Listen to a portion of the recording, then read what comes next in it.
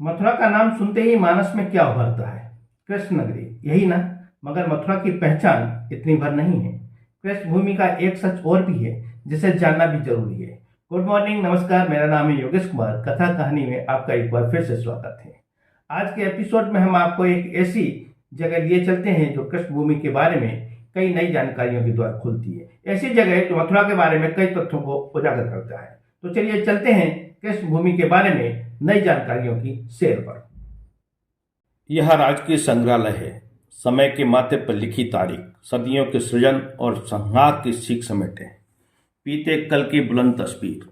इससे मिले बिना कैसे समझोगे कि जो आज है वो कल कैसा था? क्या है जिसने पीढ़ियों का निर्माण किया? वह क्या है जिससे हमारी संस्कृति बनी और सभ्यता के कंगूरे गढ़े गए? वे यहाँ के ही कलाकृत थे जिनकी छेनियाँ चित्तीदार लाल पत्थरों से टकराकर उन्हें मानवीय रूपों का संगीत देती रहीं। विश्व में बेहतर मूर्ति कला के जितने भी प्रमाण मिलेंगे उसने यही आकार लिया। यह मथुरा की ही कला थी जिसने देवी देवताओं का मानवीकरण कर उन्हें घर घर में पूज्य बनाया। जिसे हम भारतीय सभ्यता कहते हैं वह कितनी छोटी छोटी धाराओं से बनी महानदी है। इसे समझना है तो समय की नदी में उतरना होगा। मथुरा शहर के डेम्पियर नगर का वह कोना जहाँ शहीद आजम उन्नत सिर लिए खड़े हैं, उसी की बाजू में है राजकीय संग्रहालय का विशाल प्रांगण। इसमें प्रवेश करते ही मुस्कुराते बुद्ध की आदमकद प्रतिमा हमारा स्वागत करेगी। सामने है राजकीय संग्रहालय का विशाल भवन। इस संग्रहालय की स्थापना अंग्रेजी शासन में मथुरा के जिलाधिकारी रहे विद्वान एफ.एस. ग्राउस ने 1874 में की थी। तब अंग्रेजी शासन था। कचहरी के पास एक छोटे भवन में इसकी शुरुआत हुई। वर्तमान भवन में इसे 1930 में लाया गया।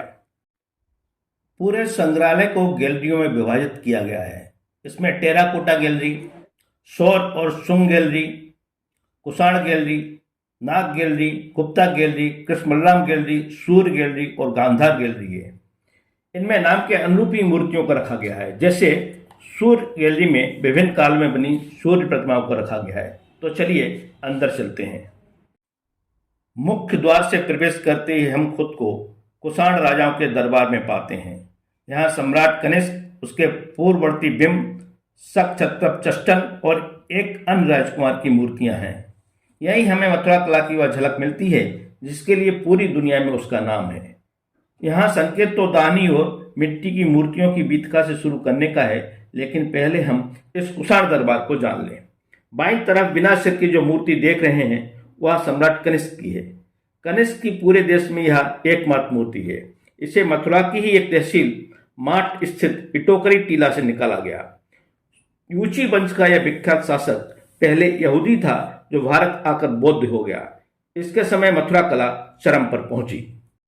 कनिष्क ने कामदानी, चोंगा और सलवार पहन रखी है। भारत में बाद के राजपूत राजाओं ने इस पहनावे को खूब अपनाया। कनिष्क के हाथ में दुधारी तलवार भी है और उसने योद्धाओं वाले भारी जूते पहन रखे हैं। इसके ठीक सामने बिंब कटफाइसिस सिंहासन पर बैठा है। यह कनिष्क का पूर्ववर्ती कुषाण राजा था। यह मूर्ति भी माट के इटोकरी से मिली है। इसका भी सिर कटा हुआ है। इसके लंबे कोट, सलवार और जूतों पर कसीदे का खूबसूरत काम है। इसकी गोद में पड़े रेशमी वस्त्र पर कलाकारों ने जो महीन सिलबटें उकेरी हैं उससे मथुरा कला की भव्यता का पता साफ चलता है। बिंब की मूर्ति के दाहिनी ओर चष्टन की मूर्ति है। इसे पश्चिमी भारत में शक शासक का जन्मदाता कहा जाता है।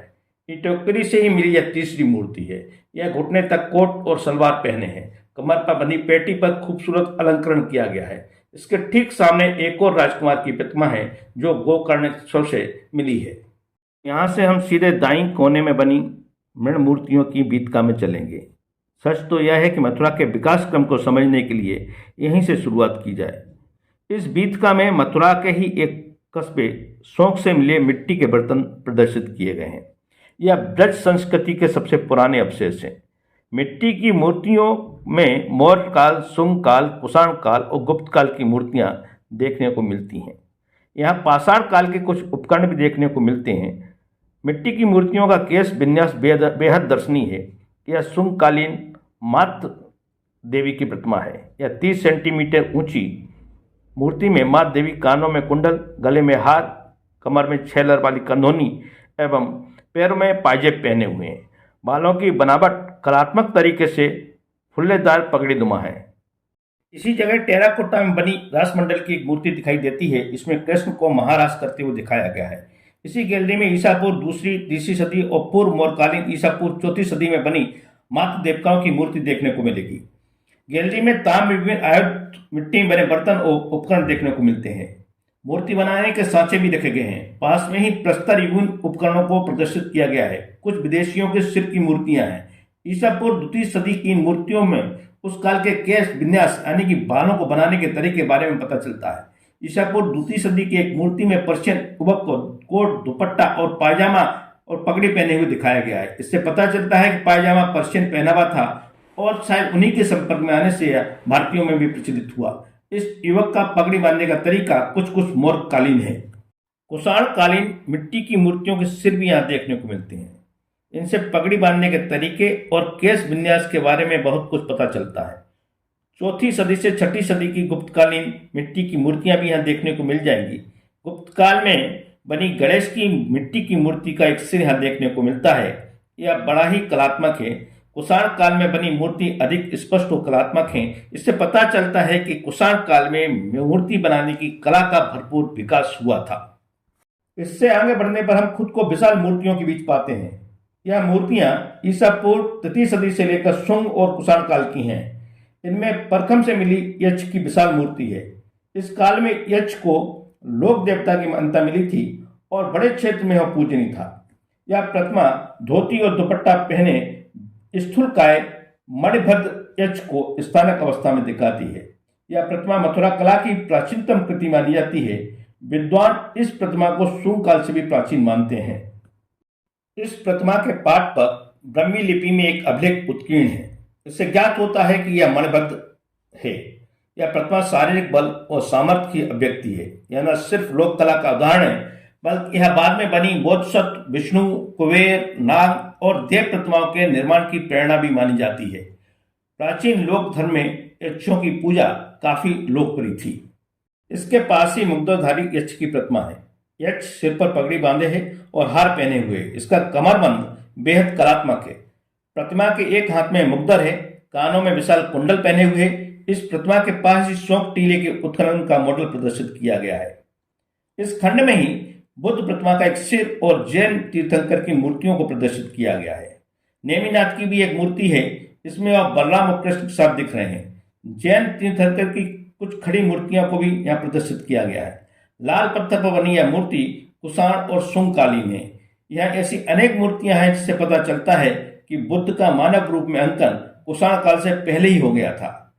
माना जाता है कि बुद्ध की मानव रूप में पहली प्रस्तर मूर्ति मथुरा कला में ही बनी। इसी कच्छ में कुषाण काल में बनी और मथुरा के महोली गांव से मिली धनपत कुबेर की मूर्ति देखने को मिलती है। प्रतिमा में मोटे पेट पर विशाल सिर है। इसके पैर सिर के अनुपात में छोटे हैं। मुख मुद्रा प्रश्न है। कानों में भारी कुंडल और गले में मोटी चेन पहने हुए। चेहरे पर घुंघराले बाल और मूछों का प्रदर्शन है। भुजाएं बलिष्ठ हैं।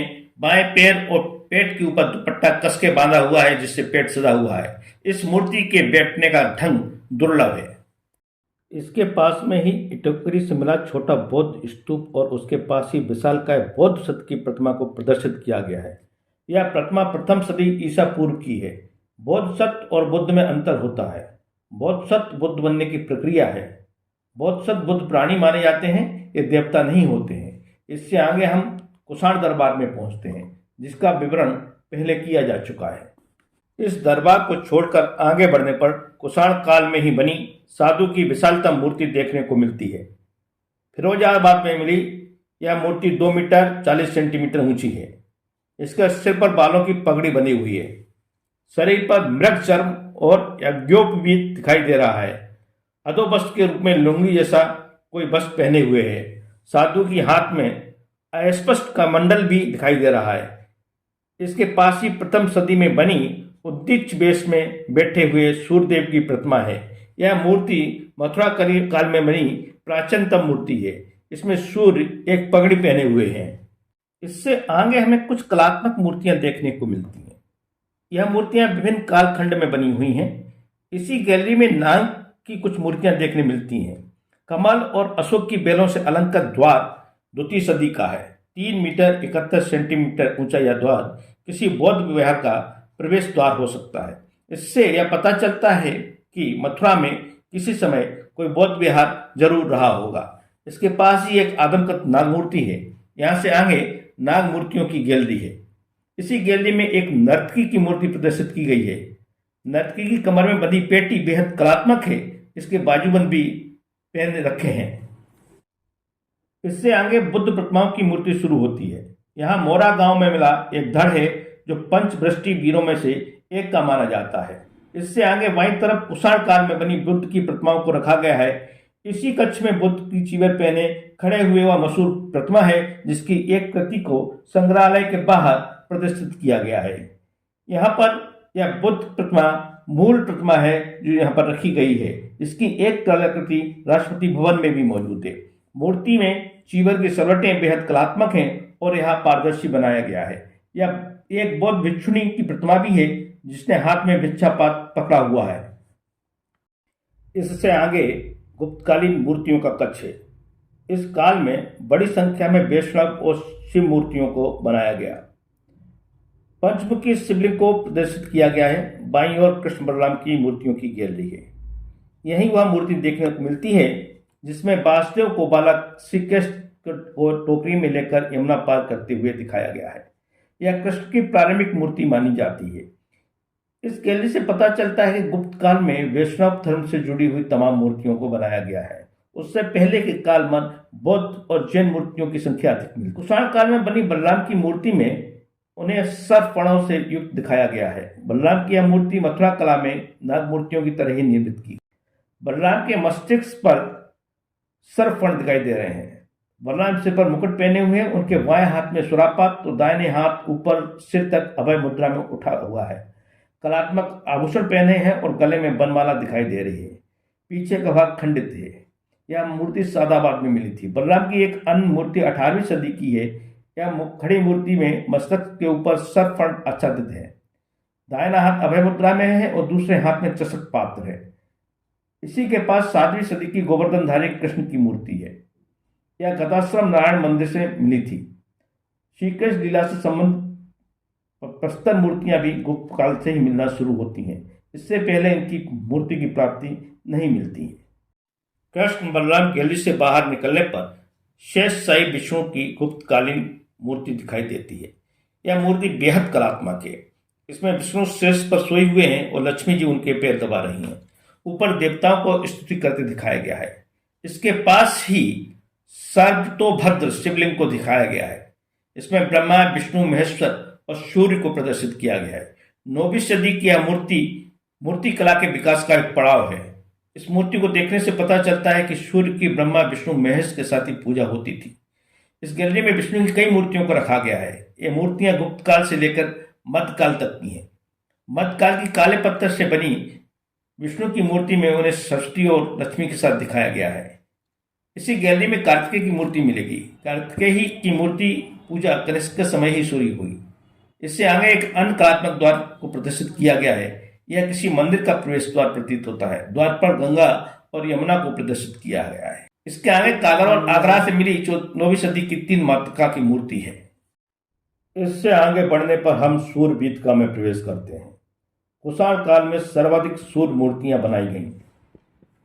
यहाँ हमें 10वीं और 11वीं सदी में बनी सूर्यदेव की खड़ी मुद्रा में परिवार सहित मूर्ति मिलती है। यह मूर्ति बागपत मेरठ से मिली है। इसमें सूर्य कमल के आसन पर खड़े हुए हैं। भूदेवी भी पास खड़ी दिखाई दे रही हैं। सूर्य किरीट, मुकुट, कुंडल और कवच धारण किए हुए हैं। उनके पैरों में जूते हैं। किनारे पर सूर्य पुत्र अश्वमुखी अश्विन कुमार खड़े हुए हैं। मध्य में सूर्य के साथ सूर्य की पत्नी उषा प्रत्युषा धनुष बाण लिए हुए हैं। कुषाण काल से इस काल तक आते आते सूर्य मूर्तियां मानवीय रूप से पूरी तरह आभा युक्त देव रूप में बदली दिखाई देती हैं।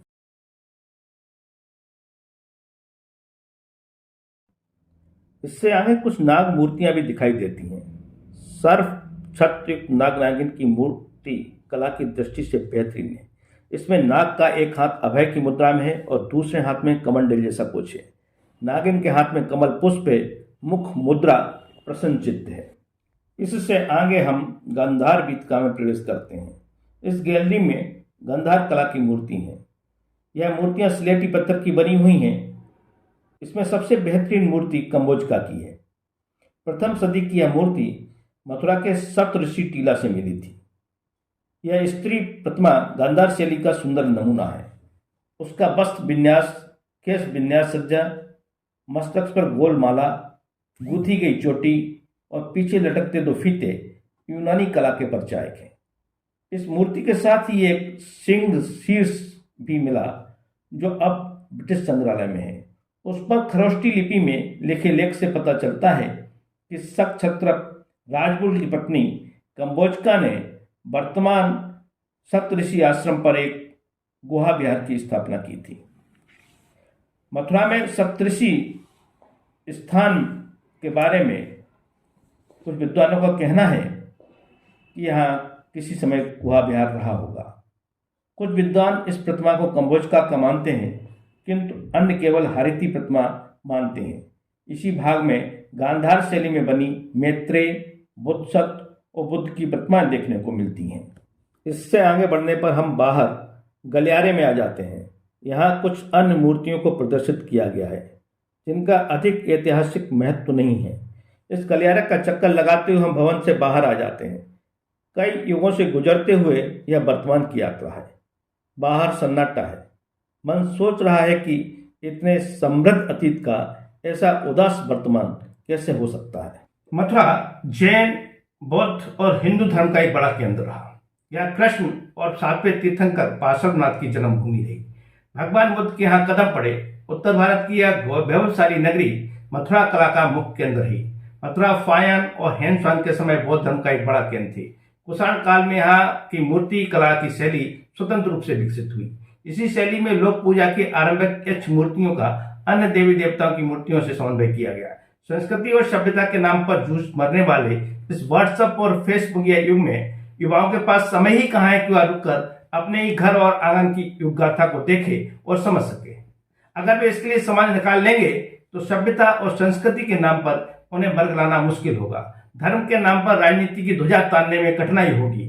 मूंछों से महानता का आकार नापने वालों को अपने कद की सही परख हो सकेगी। उम्मीद है कि यह दिन भी आएंगे। कथा कहानी में आज इतना ही। जल्दी फिर मिलेंगे।